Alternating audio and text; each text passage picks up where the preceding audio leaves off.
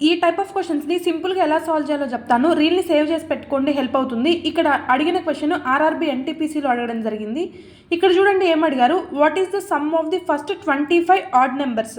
అంటే first 25 odd numbers అంటే ఏంటి, 1, 3, 5, 7 అట్లా అప్ టు 25 కాదు, 25 ఆడ్ నెంబర్స్.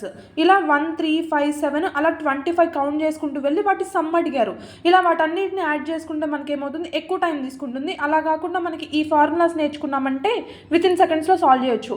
ఇక్కడ చూడండి some of first n natural numbers. అంటే ఫర్ ఎగ్జాంపుల్ మీకు 6 న్యాచురల్ నెంబర్స్ సమ్ అడిగారు అనుకున్నా, అంటే 1 + 2 + 3 + 4 + 5 + 6 ఈ సమ్ చేసే బదులు ఈ ఒక్క ఫార్ములా నేర్చుకున్నామంటే 6 × 6 + 1/2 అంటే 2 1s 2 3s 3 7s 3 7s అంటే ఎంత, 21.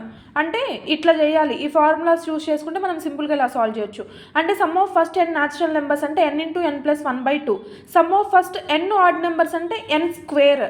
Some of first n even numbers అంటే n × n + 1. Some of squares of first n natural numbers అంటే n × n + 1 × 2n + 1/6. Some of cubes of first n natural numbers అంటే ఏంటి, n × n + 1/2 ఈ formulas గుర్తుపెట్టుకోండి. సింపుల్గా ఎలా సాల్వ్ చేయొచ్చు చెప్తాను. ఇక్కడ ఏమడిగారు, what is the sum of the first 25 odd numbers. అంటే ఫార్ములా ఏంటి, n² అంటే ఎంత, 25². 25² అంటే ఎంత, 625. అంటే మన ఆన్సర్ ఎంత, 625 అనేది మన ఆన్సర్.